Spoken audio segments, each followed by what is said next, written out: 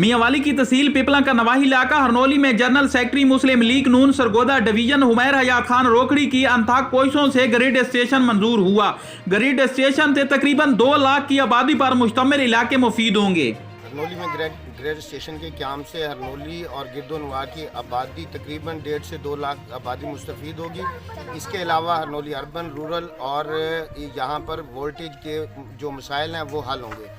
Grade station Harnauli के लिए हुमैर हयात खान रोकड़ी का एक अनमोल तोहफा है। शहरी कहते हैं कि यहाँ ग्रिड स्टेशन की मंजूरी से बिजली के मसले हल होंगे, तो वहीं अगर इसे सब डिवीजन का दर्जा दिया जाए तो बिजली के मसाइल में भी मजीद कमी आएगी। इसके अलावा अगर हरनौली को फेस्को सब डिवीज़न करार दे दिया जाए, उससे हरनौली के 99% मसाइल जो हैं वो हल हो जाएंगे, क्योंकि लोगों को बिजली से मुताल्लिक़ मसाइल को हल करने में उनकी दहलीज़ पे इंसाफ फराहम होगा।